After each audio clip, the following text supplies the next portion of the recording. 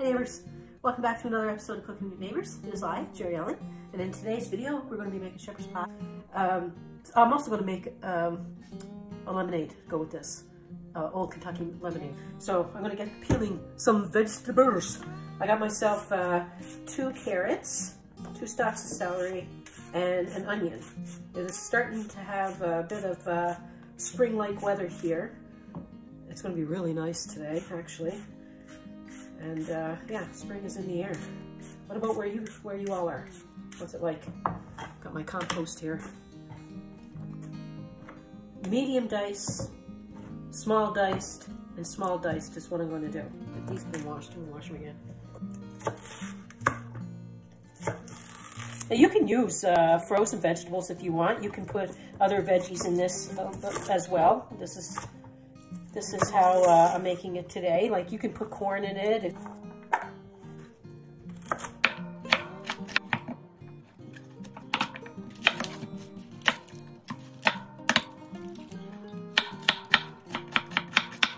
So in a pot here, I have a little more than 3 pounds of potatoes. I like to have, you can get away with using 2 pounds kilogram of potatoes to 2.5, pounds.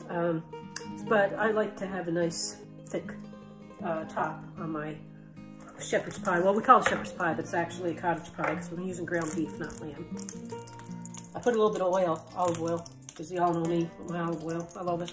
I got that going here. I'm going to put almost 2 pounds, almost a kilogram of ground beef.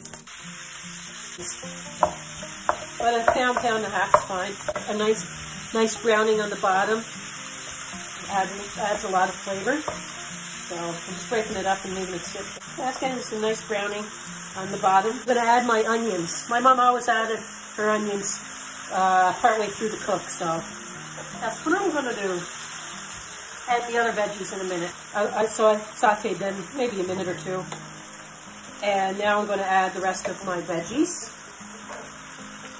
If you were using frozen, it's good to add them now too to cook with the beef because you want to thaw them out, cook them up, soften them a bit. You'll do this for about 10 minutes, depending on how big your cut is of your vegetables. This is salt and pepper mix. You do that to taste. The potatoes are boiling away. You want them nice and soft, like fork can go through it really easily.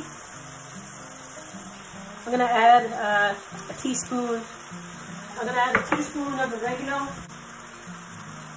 like a half a tablespoon of Worcestershire W sauce. Add 2 tablespoons of tomato paste. Okay, that's been sauteing with the tomato paste for like 3 minutes. Now I'm going to add a tablespoon of minced garlic. You can add it all at once if you want with the tomato paste. I just usually wait a few minutes. Doesn't it look good already? Okay, now I'm adding about 2 tablespoons of flour.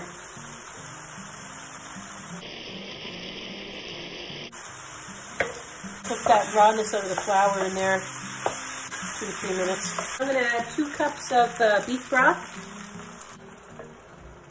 Cover this and I'm going to turn it off till my potatoes are ready. And if your frying pan or whatever doesn't have a cover, it's no big deal. I just like doing it. I just always do it in this thing here. Henrietta, what you doing?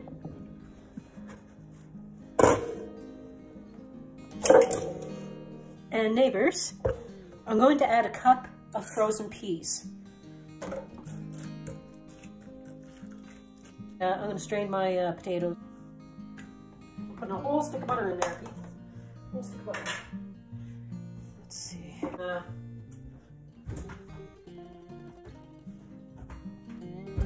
I like the way that the parsley looks in the potatoes, so I'm going to put some dry parsley.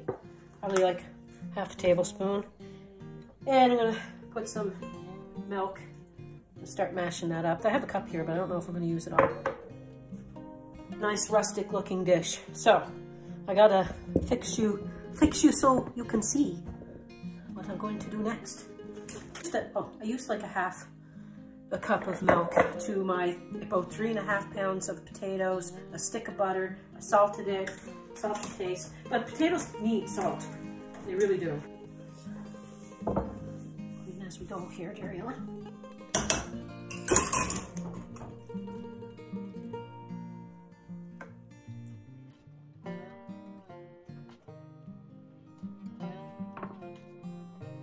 Now, like I say, you can get away with a pound of beef to a little more, and a little less potato. Like I say, I like it kind of thick. You're going to hear my husband drilling. We're trying to finish the basement. A lot of work. I should do a video on that sometime. This is definitely going to bubble up because I got, like I say, I'm putting a lot in there. So I'm going to try to seal it, the potato. And it is going to bubble over, I can tell right now. Actually, I usually use my temptation dish, a different dish, and it's a little higher than this. But I got this new casserole dish, and I decided to use it, and it could be a mistake. My dad always said to do this, so I do this. His mom did it. Make the tracks. It's definitely going to be rustic, for sure. Breadcrumbs. You can sprinkle cheese, Parmesan cheese on top. It's nice. I like having a nice crust. My oven is preheated to 350. A bit of olive oil. And like I say, oh my goodness, peeps. I got this new dish and I really wanted to use it, but my other one is deeper. I'm gonna put a pan. It's a ton. I'm gonna put a pan in my oven. I'm flustered. I'm flustered, I tell you. Jerry's getting flustered. What's after happening now?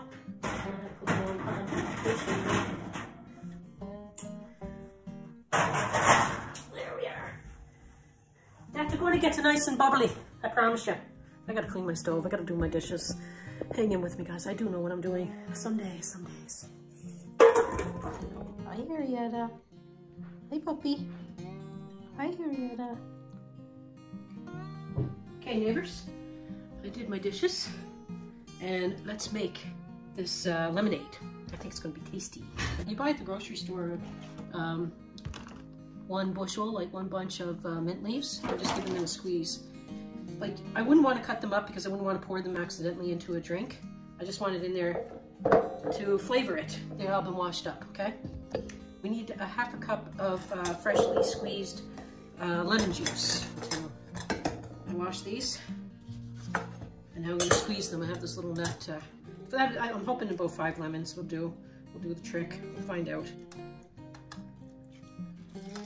Okay, these lemons were like quite juicy. There's still a lot of juice coming out. I only squeezed 3 of them, which is awesome. So I definitely believe I have a half a cup there. Oh yeah, I got a little bit more than a half a cup, so I'm just gonna throw it all in. And I'm gonna slice up a lemon. Take the seeds out, and I'm gonna put the lemon in there. Since there's lemon in the drink, just so people kind of know. Half a cup of sugar.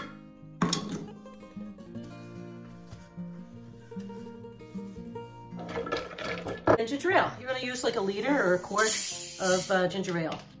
We're using diet since I got like half a cup of sugar in there. So half of this bottle that I have.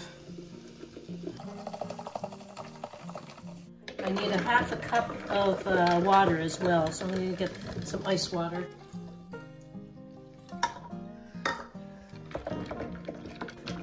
I'm going to chill that for a little while, till supper. Oh, Lindsay, turn the bubble. I'm going to take you over. Okay, watch this, neighbors. Anybody home? Oh, look. Hello, Casserole. Goodbye, Casserole.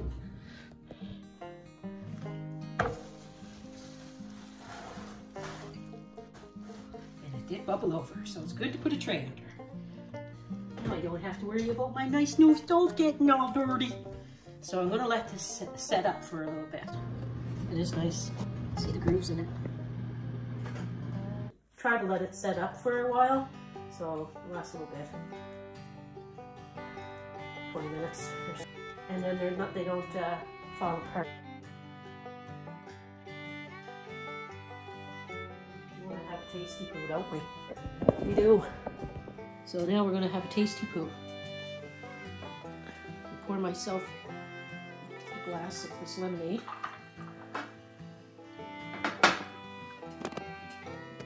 There, we're sitting down together. Now we're going to have a taste.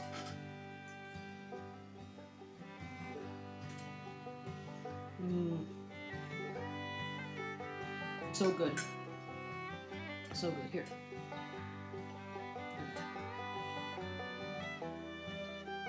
That's one eating. Now, some lemonade. See what this is like.